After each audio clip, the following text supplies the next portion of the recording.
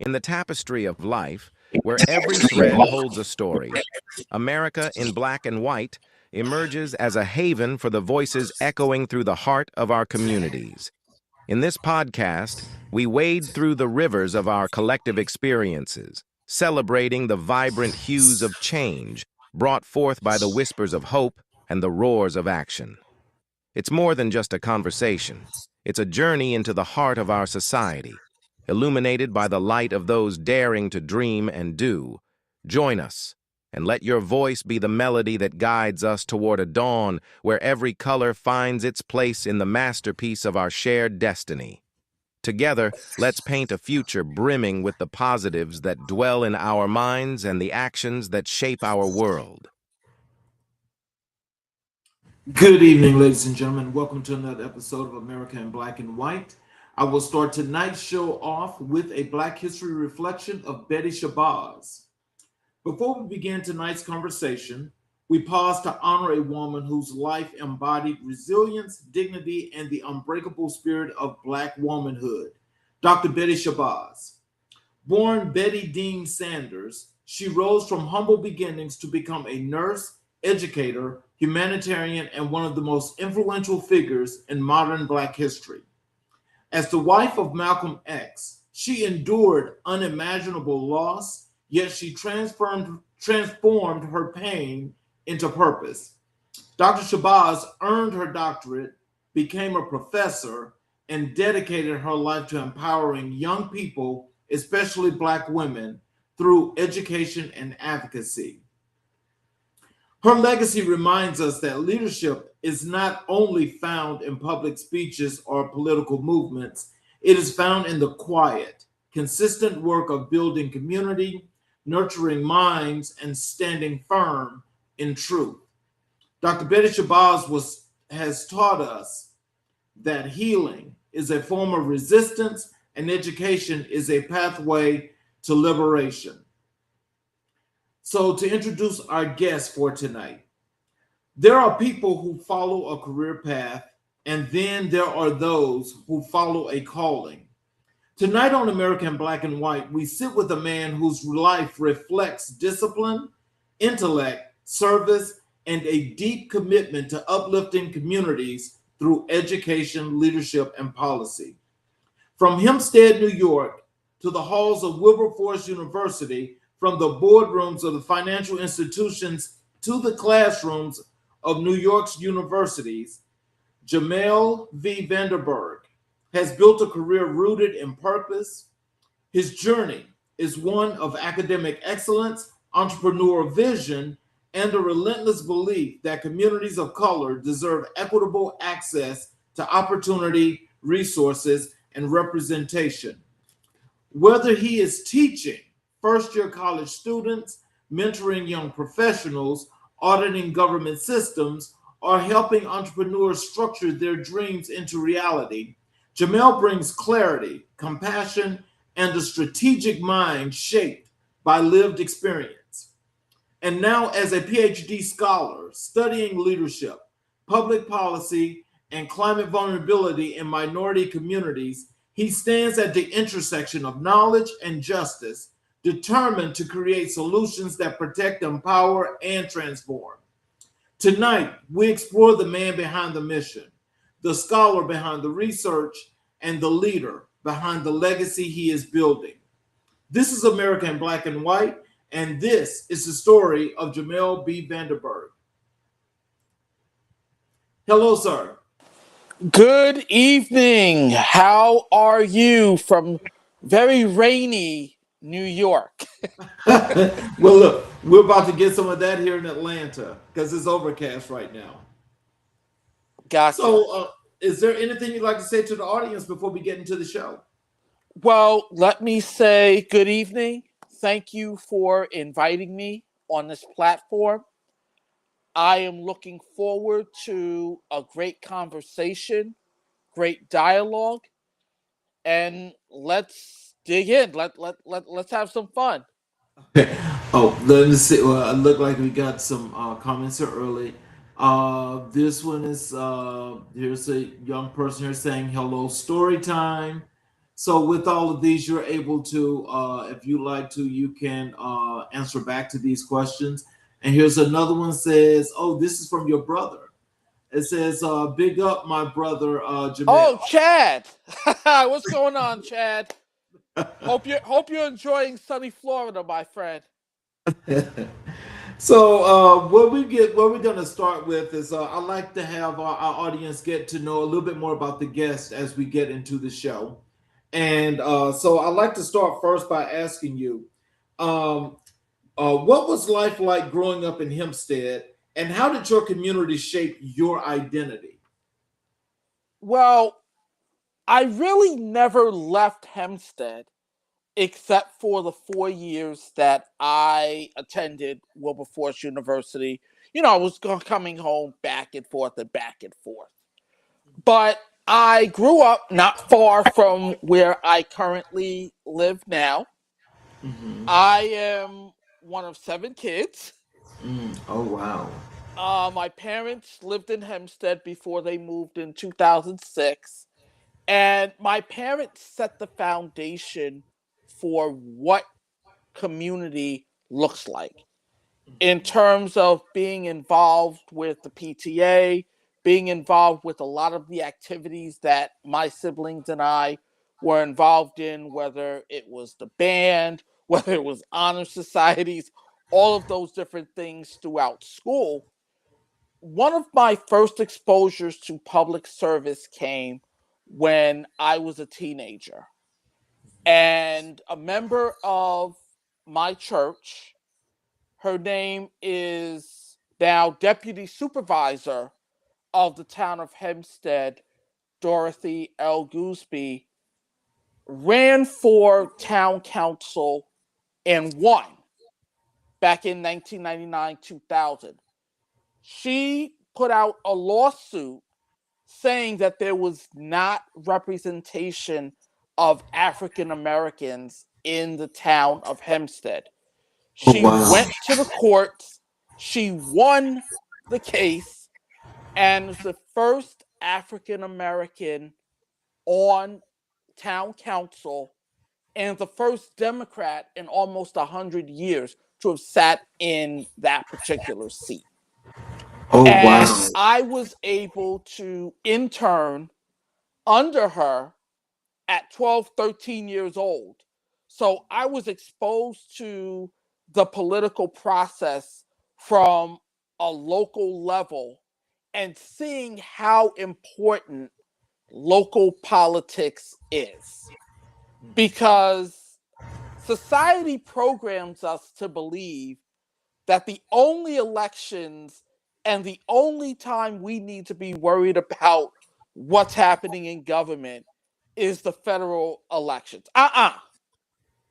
Everything starts locally, from the water you drink, which I'm drinking some water now, from the school, from your schools, how much money you get from the schools with the school board elections, to your infrastructure.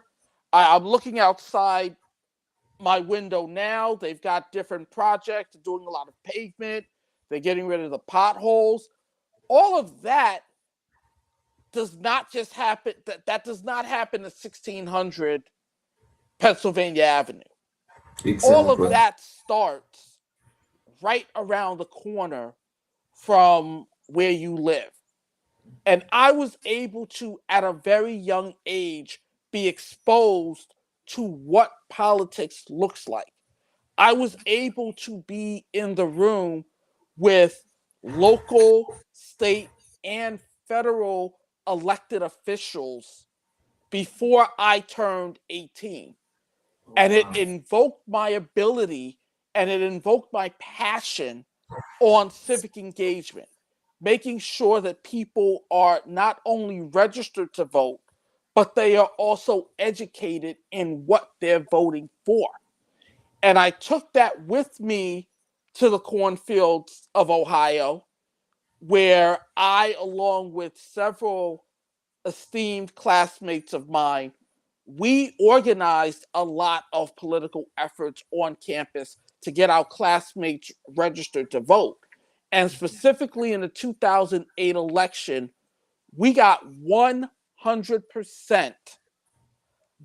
Let me repeat that again. We got 100% of all of the students at Wilberforce University to go out and vote in the 2008 election.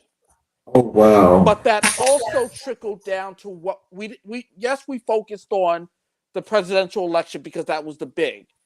But we also made sure we focused on what was happening locally in the community. And even though you're looking at things, I went to school in a very rural area. I mean, I tipped over cows for fun while I was in Ohio. But you compare those politics to what's happening in urban societies, there's not too much difference to a certain extent, except for the fields and except maybe more greenland. Mhm. And I hope that answered your first question, my friend. Oh, most definitely. Most definitely. Who were your early mentors who helped guide your path? Well, my parents were definitely and still are my mentors to this day. And if my dad is watching, happy Father's Day. I had an opportunity to spend Father's Day with him over the weekend. Deputy Supervisor Gooseby, who I've known, she was my Sunday school teacher. And that's been a relationship that's gone on for more than 25 years. Mayor James Garner, the first Black mayor in the village of Hempstead, and he was the former president of the U.S. Conference of Mayors. He's been a mentor of mine. And there's been a community that has poured into me, from teachers to different elected officials to different influences in the community, elementary, middle, high school, and college. And the church, I have been fortunate to have a community around me that has helped mold me into the person that I am today. And I have a responsibility to make sure that in some way, shape, or form, I am able to give back so that I can reach one and teach one so that somebody else is able to go out and reach one and teach one as well. So, when did you first realize you had a gift for numbers and analysis? I was 12 years old and I was trying to figure out how to make a dollar.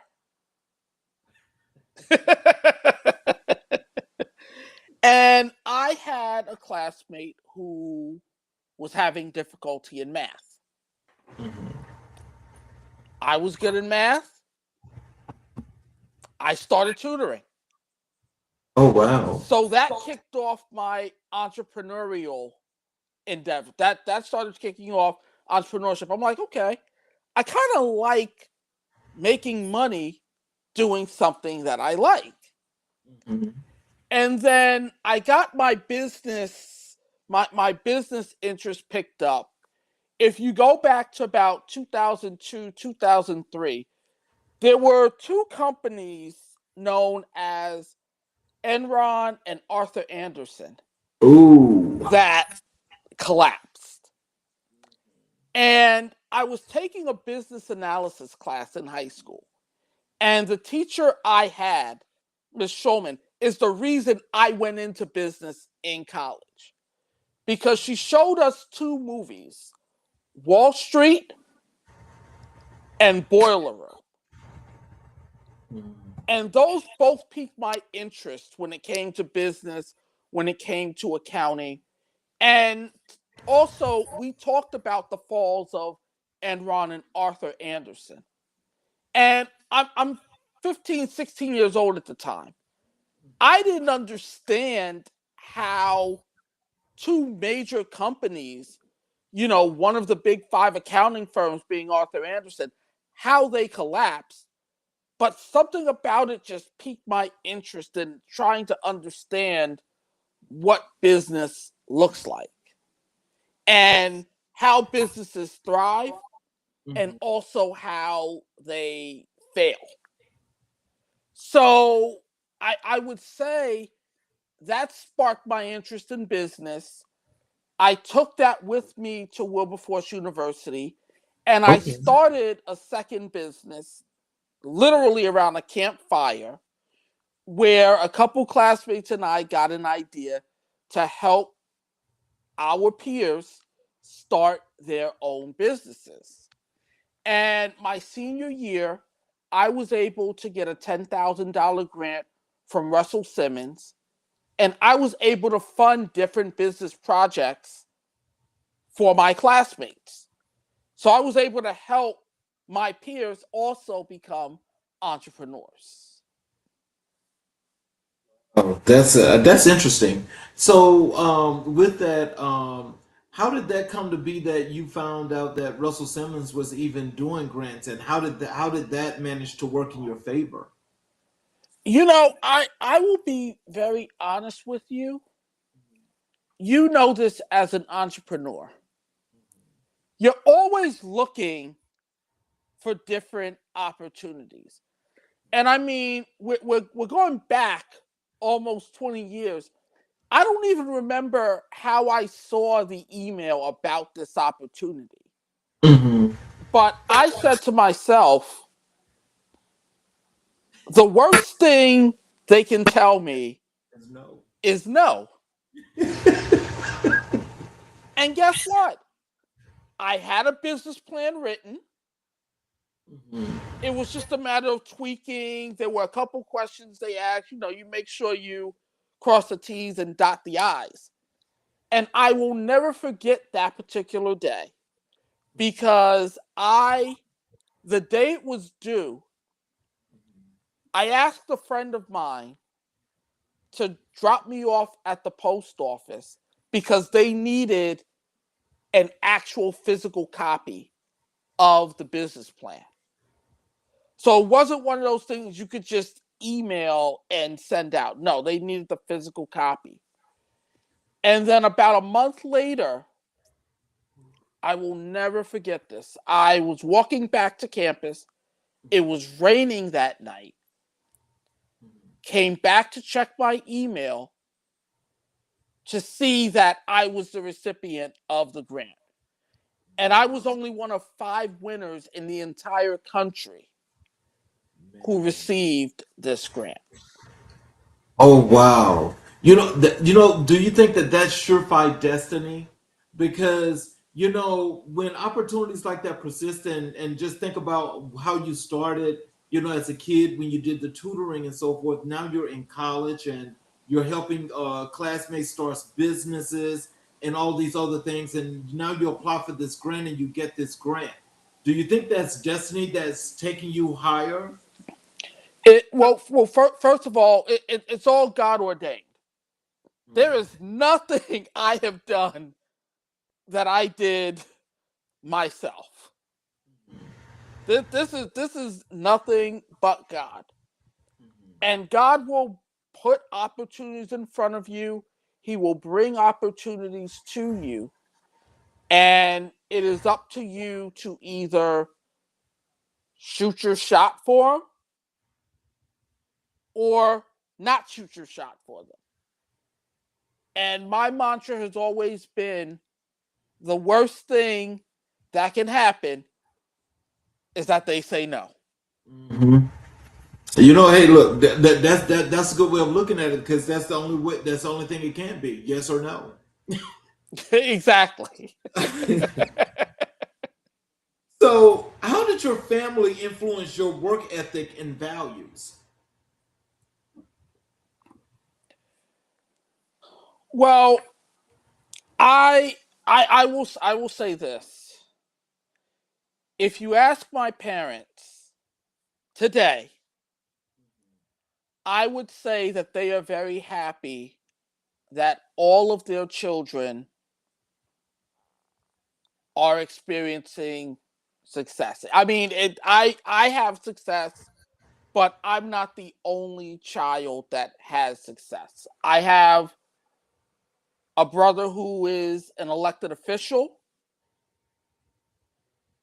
He is the first Black supervisor of Palmer, Pennsylvania.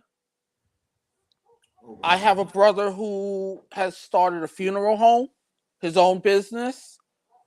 I have a sister who just launched her daycare. So entrepreneurship does run in the family. Excellence does run in the family. But we make sure as best as we can to support each other as best as possible. And support doesn't always mean financial, but it could mean a word of encouragement, or it could mean a swift kick sometimes, like, yo, you got this. Let's make this thing happen. Or if I know somebody who might be able to help, that's being a resource in itself as well. So, what role did faith play in your upbringing? Listen, I laugh because the very church I grew up in, I'm now a trustee Oh, look at at that you. church.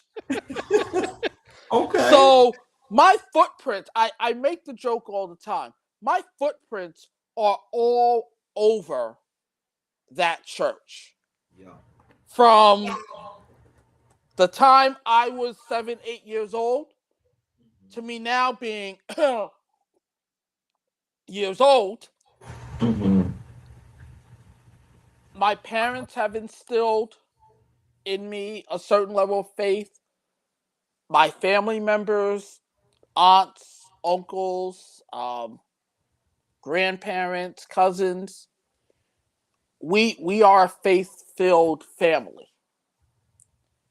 And sometimes the only thing that keeps you going is having a certain level of faith. And I make sure every morning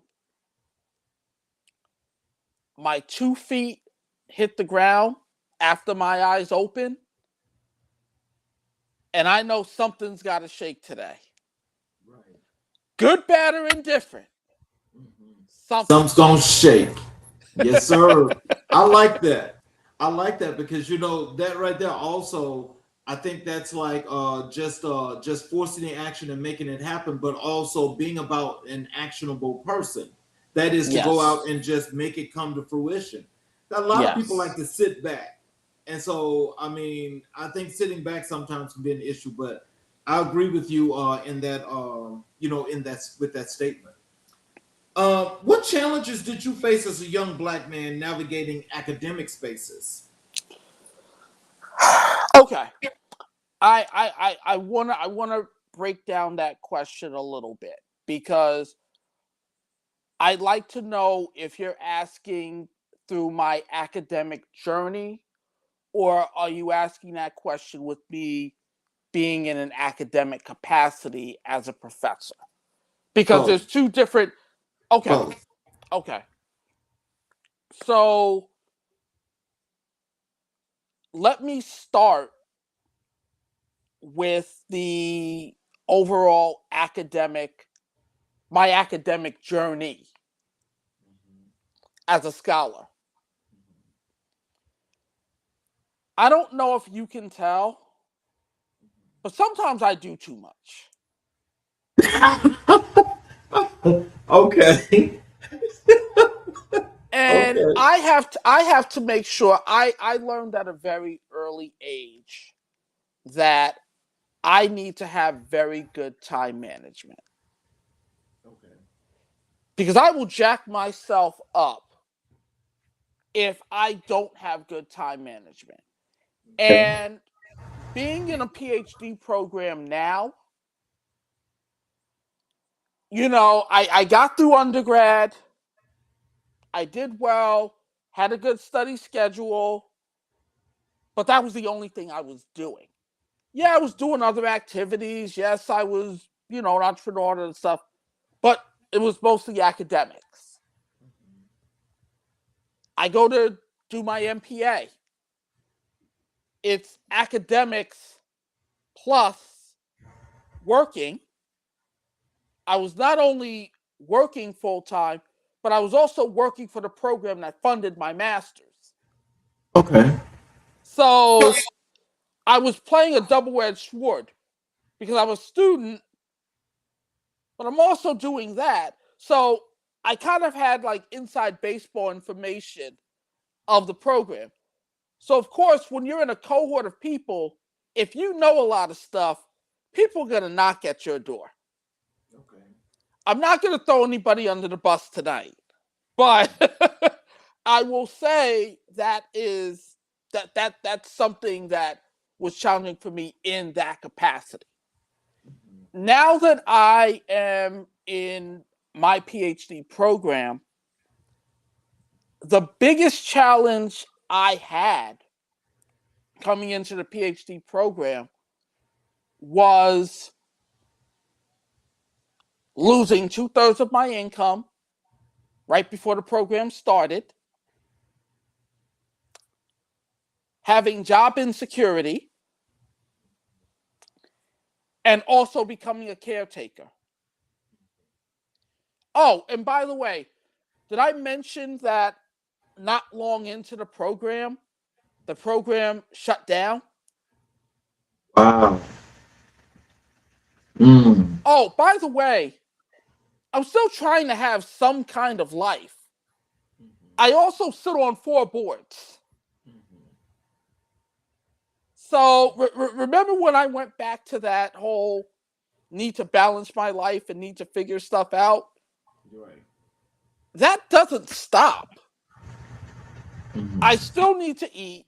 I still need to take care of my health. I still need to do the jobs that I have. I still need to find time to do my reading, do my papers, grade papers, all of those different things. But that's where faith comes in.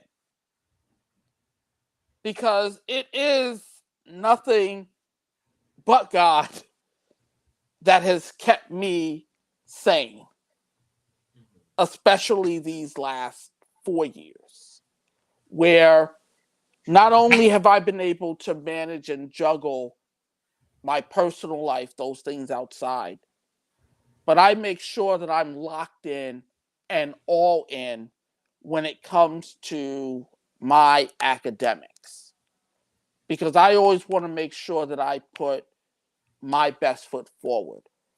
As far as my biggest challenge, I can tell you academically in my PhD program, the biggest hurdle, I'm still dealing with this even now that I'm working on my dissertation, is not to make the same mistakes that I get on my students for doing. Okay. And it's very easy to do that and not realize that you're doing it.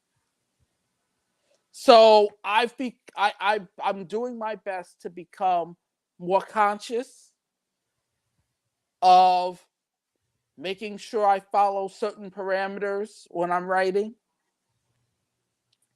but also give myself just a little bit of grace to know that I'm not a machine. I am human.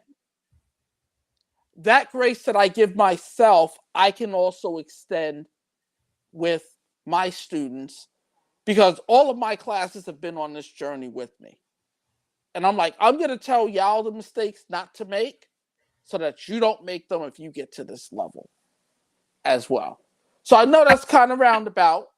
I hope that answered your question. That's fine. So tell us, what does the phrase "education saved my life" mean to you? Well, education saved my life. I would also add to that to say education grew my life. because education exposed me to different facets. Education also saved my life because I always want to learn at least one new thing every single day. And it doesn't have to be like the Fibonacci sequence or something like that. Even if it's something as simple as why horses like jump off their hooves or something like that. Something as simple as that. Or you have sports or anything like that. Education not only saves lives, but it helps to build you and make you better. And it helps to grow you as well. So, how did attending Wilberforce University transform your worldview? Well, I am the only one of my siblings who left the tri-state area to go to college. So the fact that I was 600 miles away, again, in the cornfields of Ohio, back at a time where there was no Uber, there was no public transportation, there was barely taxi service there. I'm literally in a place where I have to figure stuff out. And I have to take different opportunities. Not only did I learn a lot of things in the classroom, but my exposure at Wilberforce helped me. My 2 internships with the National Urban League and working for Kodak came from me being at Wilberforce. The friends that I made came from Wilberforce. Joining my fraternity happened at Wilberforce. Starting my business happened at Wilberforce. Me now also being the national treasurer, being on the board for the Alumni Association because of Wilberforce.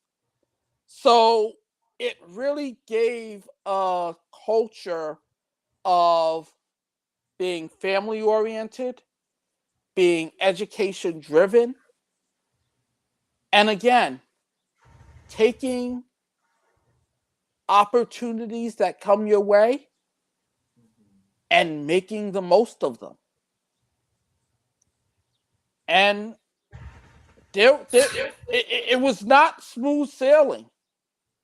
There was some failing along the way, but I didn't sulk in those failures. I always did my best to learn from the failures and keep moving forward. Let's move on. Let's talk a little bit about your work in higher education and teaching. What inspired you to become an adjunct professor?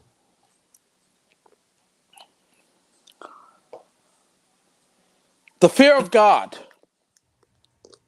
Literally, I will tell this story because this story literally it literally changed my life. We go back to July 2016, at the top of the world, just finished my MPA, trying to figure stuff out. But guess what? I don't have a job. Start back my tutoring, start trying to figure things out, applying different jobs, this, that, and the other. Things are moving kind of slow. Then God knocks me right on my behind. I have a major health scare. I get sick. I'm in the hospital almost 2 weeks. Again, I'm not even 30. This health scare happens. I think it'll scare the bejesus out of anybody. Still trying to figure things out.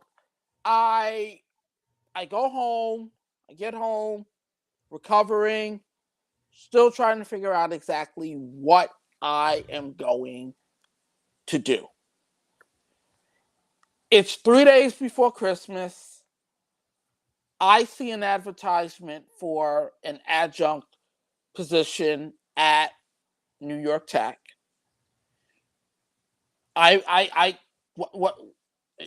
What's the worst thing they can do? Say no. Right. So I applied to it. Now, it's 3 days before Christmas. I'm not expecting, if they are going to get back to me, I'm not expecting them to actually say anything until the beginning of the year. I applied 10 o'clock that night. The next morning, I got an email saying, come in and fill out the paperwork and see what classes you want to teach.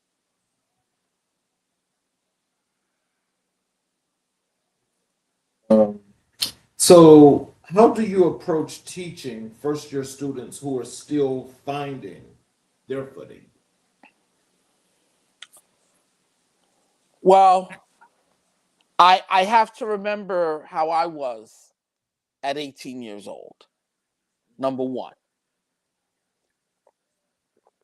Number two, just in terms of that first ever class I taught, which was Foundations of Inquiry, which the class was centered around critical thinking.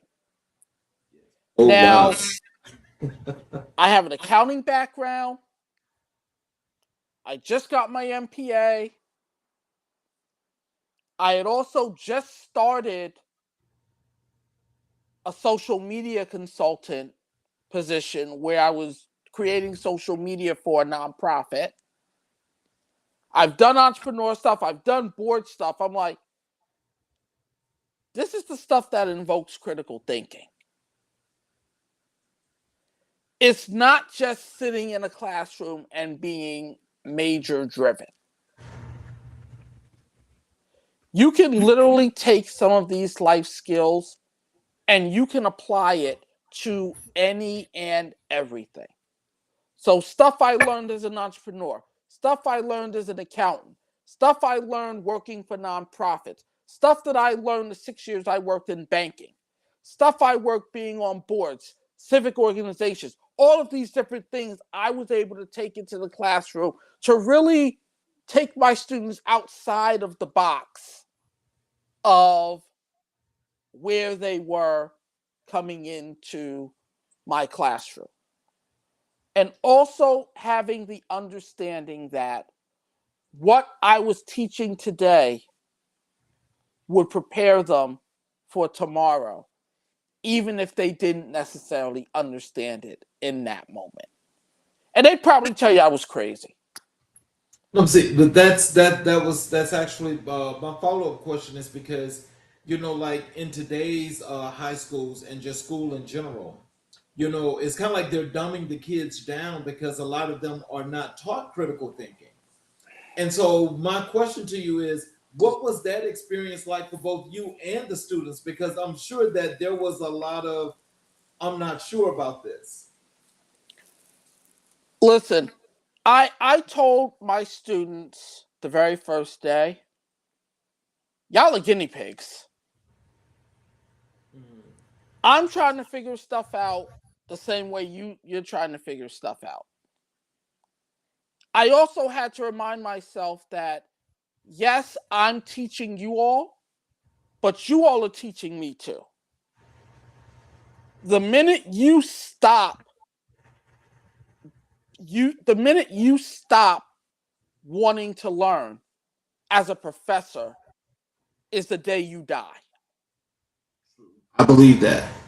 And I will say this, I'm going into my 10th year of teaching.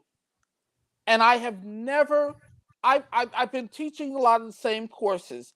I've never taught the same course the same way the whole semester.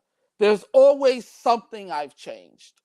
If I've got a froggier than normal class, I teach a different way. If I have a more subdued class, I teach a different way. If I have a small class, I have to teach a different way. If I have a large class of 25, 30 students, I have to teach a different way. So there's a certain level of adaptability that I have to approach every single semester with. And I can honestly, with every course I have ever taught since January 23rd, 2017, across 2 universities, every first day of the new semester feels like the first day for me. So, what is your philosophy on culturally responsive teaching?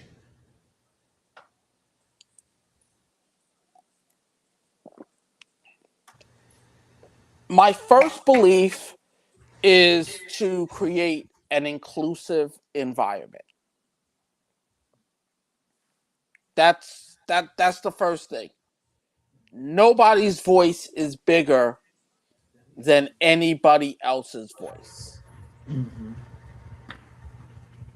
We will agree, we will disagree, we will fight, we will argue, we will have a difference of opinion. However,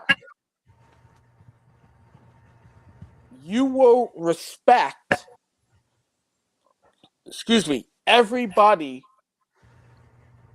who sits in this classroom. From myself all the way down to the peer you don't necessarily agree with.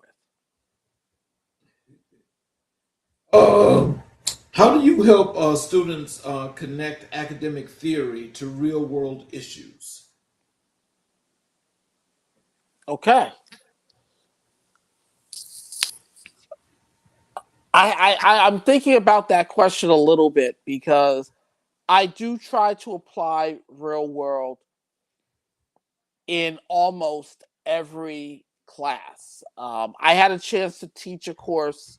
I created a course a couple years ago on running for public office. And I basically split the class into different political parties. So they had to create their own political platforms. They had to create their own political campaigns. They had to choose somebody from their group who was actually going to run for office. And they actually they actually campaigned. They went on campus campaigning throughout the semester. We had debates. They set up their platforms. So that's really that's really taking academic theory, the things you learn, the things you see on TV or the things you don't see on TV, and really putting it to this is what it's really like. I walked into a class. I will never ever forget. I listen, the stories I've had over the last 10 years, you don't forget them. I told my class this particular semester, you all have to rally your peers, meaning they may not necessarily know that you're taking this class, but the very platform that you're going to present for the midterm, you need to get people on this campus to care about it. My students, I walked into class, my students looked at me, they said, Professor Vanderburg, we can't get people to care. I said, figure it out. They're like, you don't understand. We can't get people to be interested in what we're doing. I said, I don't care. Figure it out. They're like, you're not hearing.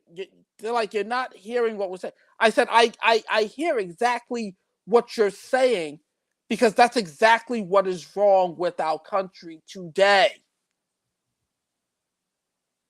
This is literally parallelism of what is happening in our political climate. So if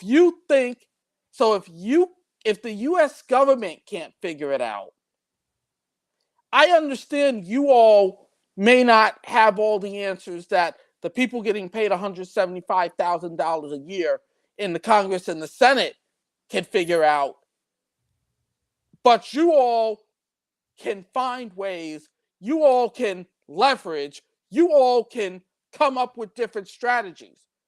Because for 16 weeks, or it wasn't 16 weeks at the time, but every week I came to class, you talked about how many elected officials were too old to be in office.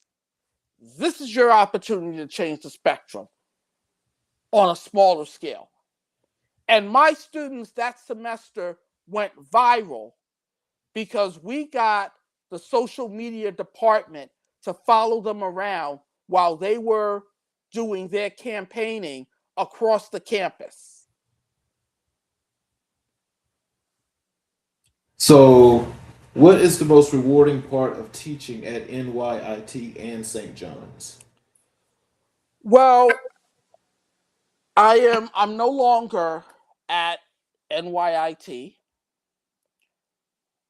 but the time I was there, the 8 years I was there, I taught more than a half dozen classes, ranging from the critical thinking.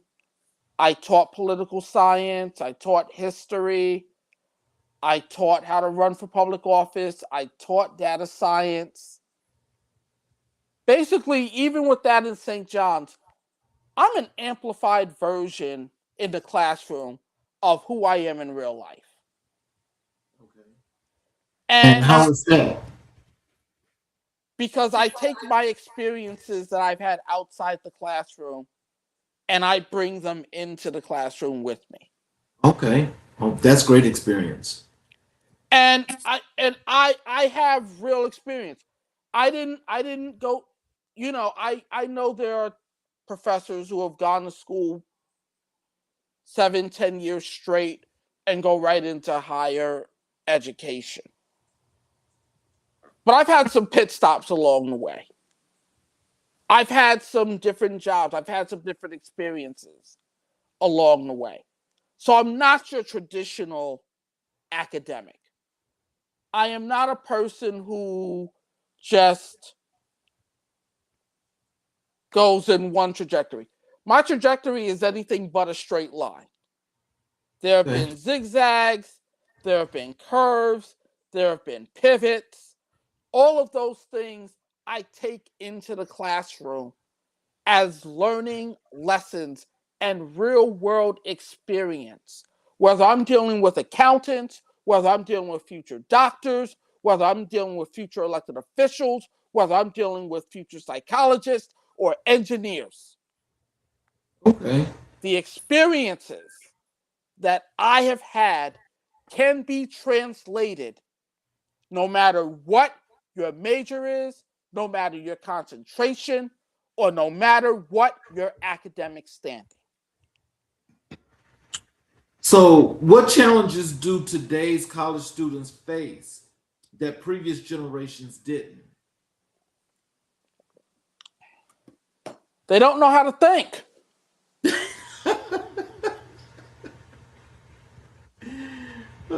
That's Schools are getting rid of critical thinking. Schools are getting rid of history. Schools are getting rid of political science. Schools are teaching students how to be robots. Yep, and that's something I don't think a lot of people are really ready to subject themselves to, because once you become robotic, that means that you really become inhuman. And so, as you're actually teaching your students, what concepts are you teaching them to keep them, or to, shall I say, to help them to understand the difference in being a real person and being robotic? I will say that the first thing I really touch on is when you're in my class, you need to talk. You need to be froggy. I will call you out every day and twice on Sunday. I have no problem putting your feet to the fire at all. I think one of the things that also needs to happen is they need to realize that they have a voice. It matters. I'm not just thinking about the fact that you're paying for my class, but you need to also understand that, yes, I say this as a math nerd. Y equals mx plus b is very helpful, but y equals mx plus b doesn't help you necessarily pay your taxes when you're dealing with a community that needs to know where their tax dollars are and are not going. Just an example. No, you know, that's an interesting thing that you just mentioned, and I do want to ask you this because as you bring that up, I'm just wondering how many people, families think of this. Like when you mention about their tax dollars and their dollars that they're contributing, how are you able to teach that, and what are you learning from your students when teaching this? Story time once again.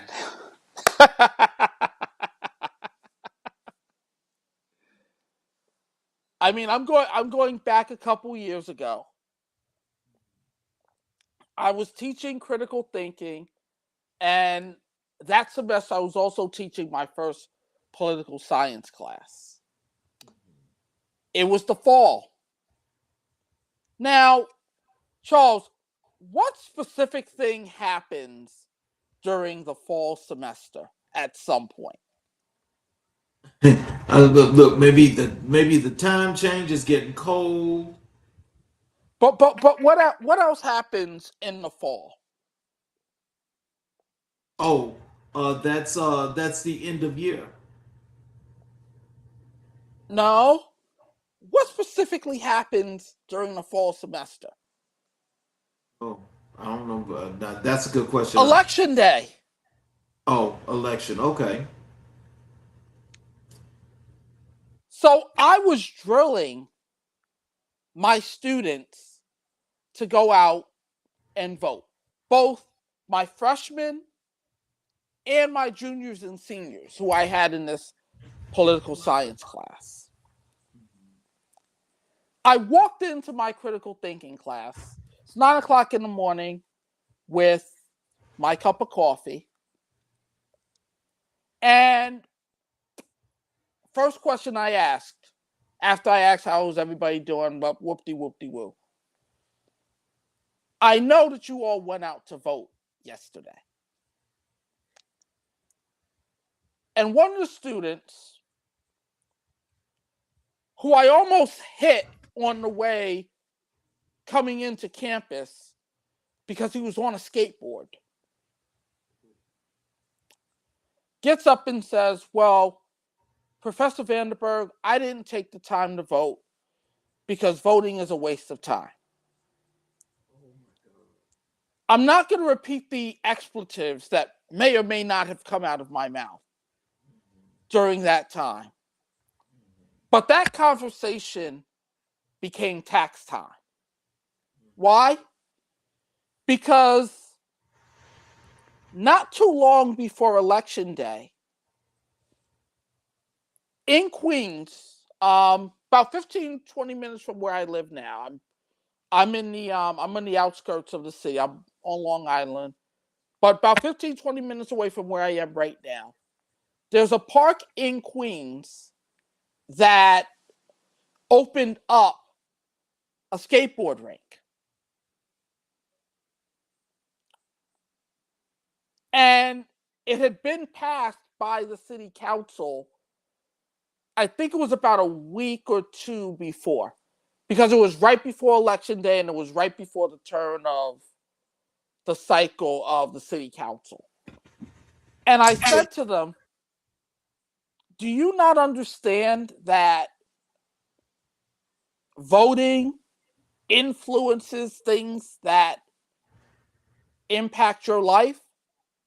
Just like that skateboard that you walked into my class with, that I almost hit you with because you were going and you decided not to look at me driving down the street. That because of tax dollars and because of voting and because there was influence among elected officials, that park in Queens got a skateboard rink. But other parks, not only in Queens, but across the boroughs, also made it skateboard friendly. That's an example of tax dollars at work. That stuff ain't cheap. Right. It has to be voted upon. There has to be a certain level of outreach. And so, but with that though, I mean, are they understanding the importance of the tax dollars? Because I think if most understand the importance of tax dollars, then they would understand the importance of what happens in their communities. Because a lot of times, especially in a lot of the underserved communities, the dollars that the people earn are not stored there. They're taken and they're No, actually they're taken. moved to Yeah, other places, and yeah. it's really a case by case basis. And I say that because, just to give you some background on NYIT. So that particular semester, well, NYIT has two campuses. Mhm. There's one on Long Island, not close. Well, it's close to where I live. It's about 15 minutes from where I live now. There's also a campus located in the heart of Columbus Circle. Okay. So that semester, I was teaching on both campuses. So I was back and forth between Long Island and Manhattan. It literally was the tale of two different campuses, two different cultures, two different environments. You know, the Manhattan campus had most people coming from the boroughs. Long Island campus had most people coming from Nassau and Suffolk County. And yes, you did have an influx of students who came from the boroughs because there was some like cross classes and different things of that nature.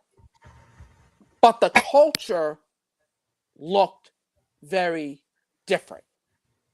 And going back to your question about the tax dollars, the tax conversation I had hit students on the eastern parts of Suffolk County hit different from people who are in the eastern part of New York City. Gotcha. Gotcha. Gotcha. Two different conversations, two different outcomes, but my message to be involved and be engaged still looked, and I made sure it resonated the same. So let's talk a little bit about the business that you have, Mella Business Consultants Incorporated. What inspired you to co-found Mella Business Consultants while still in college? That idea literally came around a campfire during a student retreat. And I had an idea about wanting to be an entrepreneur. I had an idea about really wanting to jumpstart not only helping people, but I was also in the business of making money. So yes, I'm learning all of these different things, but how can I put what I'm learning to practice? How can I make this thing work? And yes, there were certain elements where it was baptism by fire, but it was also like, okay, I'm learning some of this stuff. Let me try to put it into practice. Let me find some people who are like-minded like me. Not only who want to make money, but also want to do good. How can we shake some things up? And shake some things up we did over the course of our respective college careers. What is the biggest misconception young entrepreneurs have about starting a business?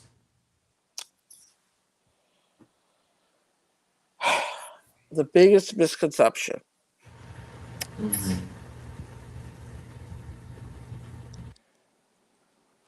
I am probably going to get beat up in the comments for saying this. And I want to preference it by saying this is industry specific. So this is not a one size fits all answer. But there is a misconception, depending on what industry you're in, that you need money, a lot of money, to start a business. Now you understand why I had to give that disclaimer, because also product-based businesses are different than service-based businesses. Yes, you do still have some level of your product looks different. You might have different software, different things of that nature, but it's not the same as like dishing out a phone or dishing out books or things of that nature. It looks very different. So I want to be very careful with saying that. The mantra I believe every entrepreneur to have is, if you're dishing out $20, how are you going to make 40? How are you going to recoup your 20 and then get another 20 and just try to build upon that? Because that's one of the successful tenets of business. The money you put out, you need to be figuring out a way to double that to bring that money back. And funny enough, I was having that conversation with my sister a couple weeks ago. As I mentioned to you, she just opened up her own daycare. And one of the things that I said to her was, one, how many clients do you need to break even? Because everything after break even is pure gravy. Yes. But whatever your expenses are, if your expenses are $5,000 a month, and I'm just making numbers up, these aren't actual numbers. But if your numbers are $5,000 a month, what's it going to take to get you to 10? And then how do you continue growing from that? So, as with your consulting business, in said situations like this, what services do you guys offer your clients, and how do you actually help them to stay on the black side of the ledger? Well, we've offered different accounting skills, making sure that their books are in order, understanding what their needs are in terms of what are they dishing out. Are they a product-based business versus a service-based business? Because of course the way we tackle their accounting needs looks very different on that level. The other piece is understanding what their niche is and making sure that what they're talking about internally matches what they're putting out externally. Because a lot of times businesses will give a certain message internally, but not follow it externally, and vice versa. So we make sure that whatever you're putting on paper is what you're actually putting out to your clientele to the best of your ability. And also making sure that you're meeting the needs of your clients and also staying in tune to what is happening around you. And I will tell you a funny story. I'm not sure if you're aware, but the New York Knicks are NBA champions. Right. Last Thursday was the ticker tape parade. Now I'm going to ask you, Charles, did you have a chance to see any of the ticker tape parade? No, I did not. Okay. Gotham was very busy last Thursday. Okay? Okay. For those of you who are watching, I'm going to give you an example of Marketing 101 at its finest. Okay? During the parade, there was an incident where there was a woman climbing down from a stoplight on the route of the ticker tape parade. Yes. Wow. There was another woman sitting on the where the stoplight is. Okay, on that pole. On that pole, yes. As the woman was coming down the pole, she tossed the woman sitting on the pole to the ground. No. This is literally like Scorpion Mortal Kombat. Get over here. Tossed her off the ground.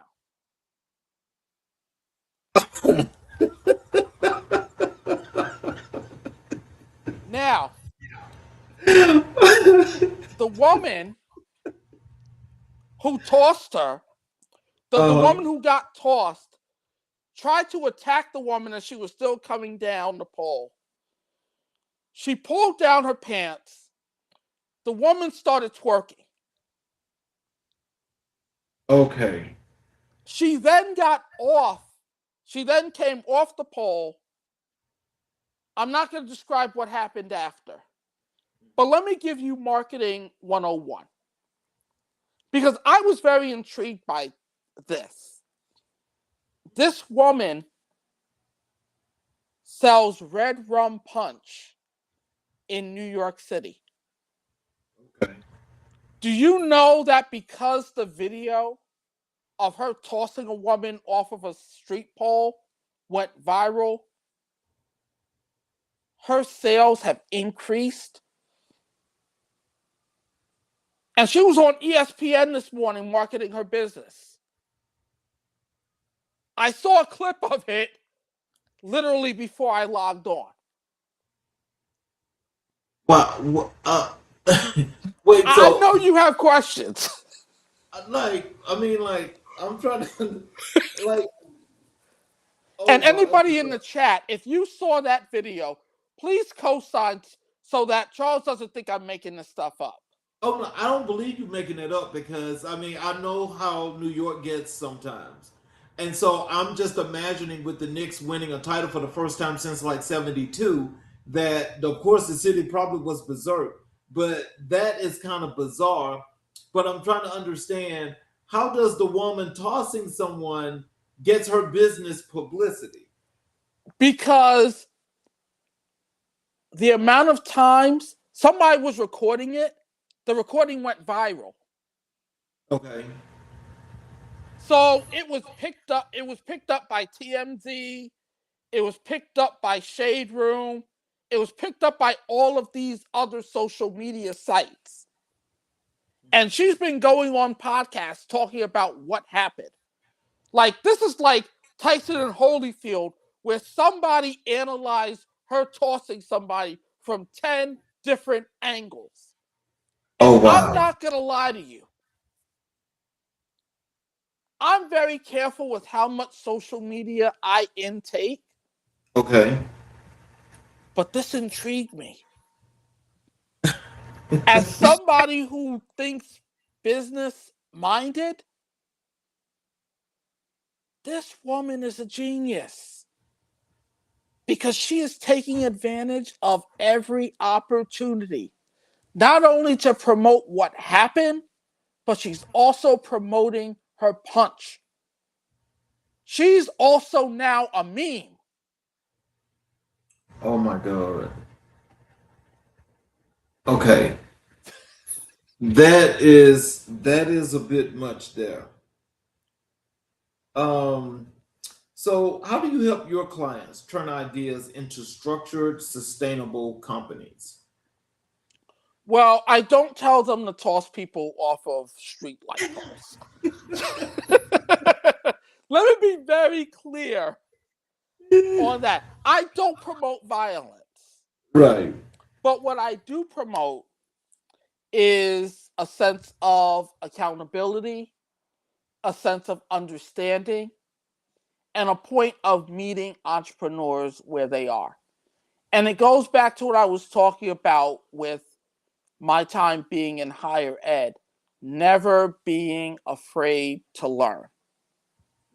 Because as you're helping other people to jumpstart their businesses with sustainability, what marketing looks like, what raising capital looks like, what bringing clientele looks like, you're also learning different things that can help enhance your that it also enhances me as well. Like when I was in college, one of the first clients I had was somebody who did fashion. Now, look at me.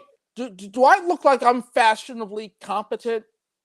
No. Well, I wouldn't pass judgment because we all have our ways about fashion, so that depends upon the eye. But I understand what you're saying. But one thing I did was I read Cosmopolitan magazine. Okay. Now I'm sorry.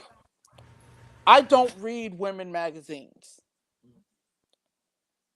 But if I want to make money and if I want to understand my client, that actually helped me to understand why my client was making the decisions they were making when it came to setting up the fashion show. Okay. At some point, if God gives me a daughter, and if I ever get married, I'm going to need to learn this stuff. I'm going to need to know this stuff. So it wasn't for naught. But just going back to the original question of what I provide as a service, I provide a service of accountability, I provide a service of transparency, and I provide a service of meeting the client where they are so that they can professionally build their businesses with a personal touch from me.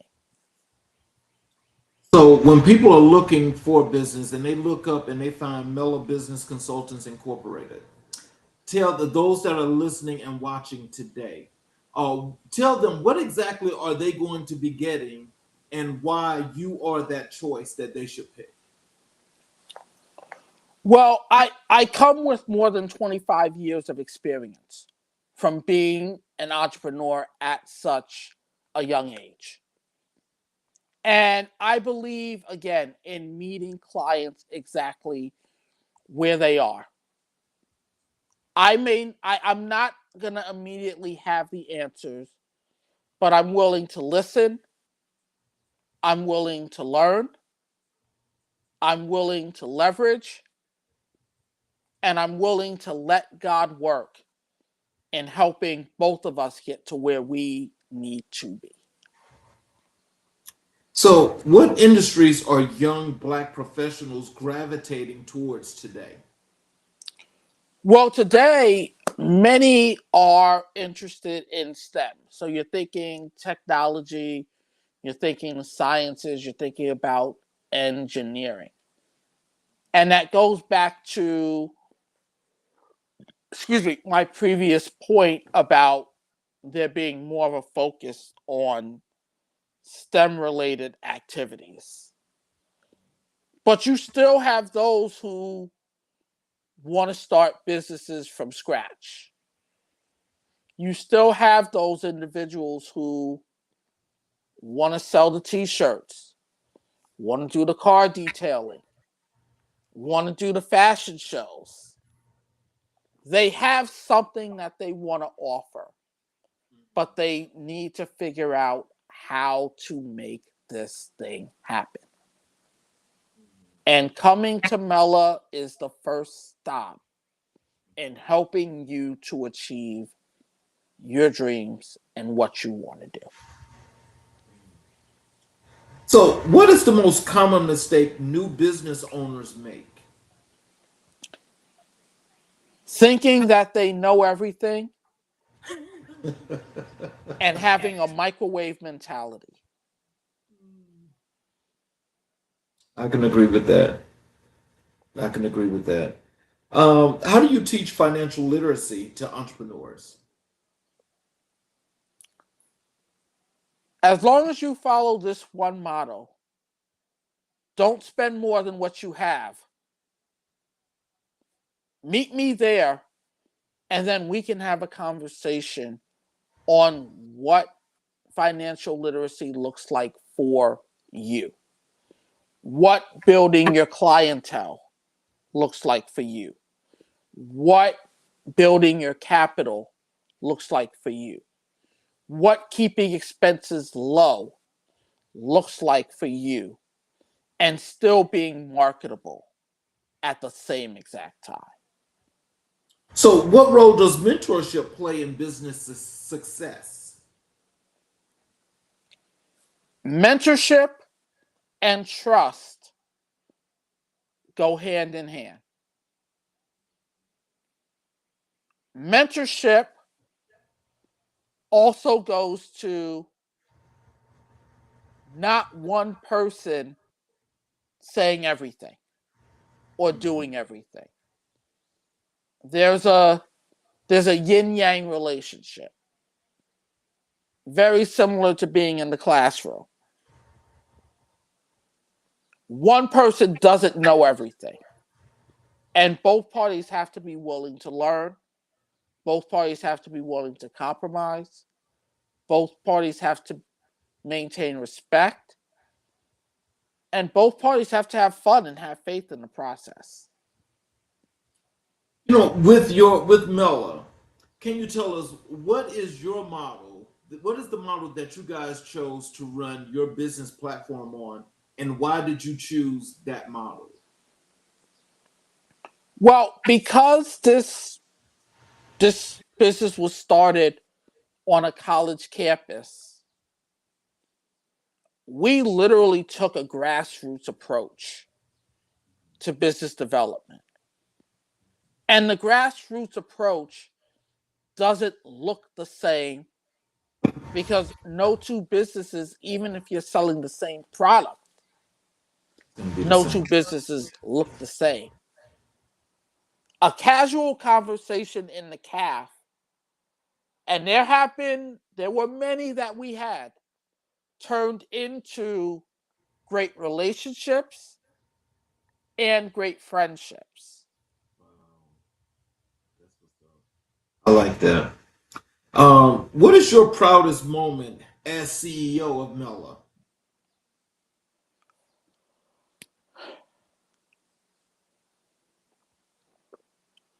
Well, the Russell Simmons grant was definitely is up there.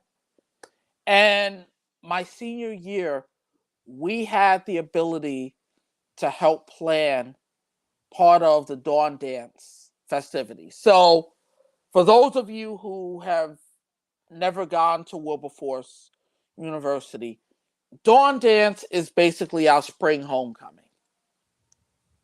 So it's usually a week of different events, a week of different activities happening. And we were able to help plan it. We were able to help fund the events. And we were also able to get exposure for what we were able to do as a business. And hey, it gave me front row tickets. It gave me front row seating at a fashion show. You can't go wrong with that. So, by the way, do you always attend New York Fashion Week? I've only been to one New York Fashion Week. Oh, really? Oh, but so I'm sure that was like an experience like no other, because I know all the fashion houses are there, and you see clothes like you would not believe. But again, I'm not very fashion friendly, so it was definitely a bit of a wake up. But I experienced New York Fashion Week as a professional. Once I Okay. moved back to New York, it was actually after the first fashion show we financed, but we didn't realize it at the time. As I attended New York Fashion Week, we were asked to fund another fashion show, which we wouldn't find out till months later. But I was able to use some of that experience to help infuse some of my ideas. But I let my partner handle the fashion show. They look, let women do women stuff. I'm like, look, let me just come there and be surprised. Okay. Let me make sure this money's going to the right place. We'll be good. So, how do you balance entrepreneurship with your academic and teaching responsibilities? Let me be very, very, very intentional when I say this. I think you can also add to that, especially in the last couple years, being a caretaker for a family member. Okay. I have become very rigid in a lot of things pertaining to my schedule. I've also been making sure that I make sure I get a lot of rest. So when my gadgets go dark at 11 p.m., so do I. I don't take phone calls after 10:30. I don't answer phone calls before 7 a.m. unless it's an emergency. I set aside time to do my grading. I set aside time for lesson planning. I also have to take into account different meetings, my academic obligations in terms of me being a learned scholar, readings and what have you. Even when I travel, my computer goes with me. I will literally upload I'll download what I have to read and be reading on the plane. Okay. You know, even in terms of teaching. In 1 year, I had an opportunity to go to Hawaii, Israel, and Alaska. Oh, what a trip. I still taught my classes from all three locations. Wow. Okay, look at you. Okay, Mr. Tech. And I told my students, doesn't take you don't get a day off, because they thought I was going to cancel class. I'm like, no. Look, final question for you. What advice do you have for aspiring entrepreneurs?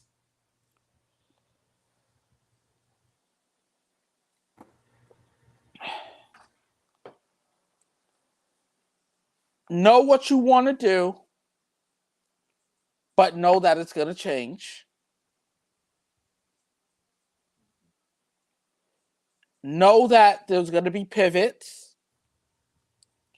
Know that you need to navigate accordingly. Make sure you build your village and make sure you build yourself. And the rest will start to come into play. So, in closing, what are some words of wisdom and encouragement you'd like to leave for our audience? Tell them how to connect with you via your social media. Give them your website information. Tell them something good more about Mella. Okay. Well, the best piece of advice, trust God. Whatever God you believe in, if you're Christian, if you're SDA, if you're Buddhist, whatever, trust God. Keep him first. Have your faith. Because that, in those dark moments, you need to let go and you need to just let God work. And I have watched him work in different areas of my life when I didn't think there were solutions. Okay? In terms of reaching out to me, you can find me on LinkedIn. If you type in Jamel V. Vanderburg, you can find me there. You could find me on Facebook, Jamel V. Vanderburg.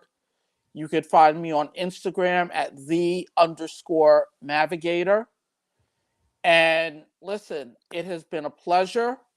If you're interested in reaching out, we can definitely have a conversation.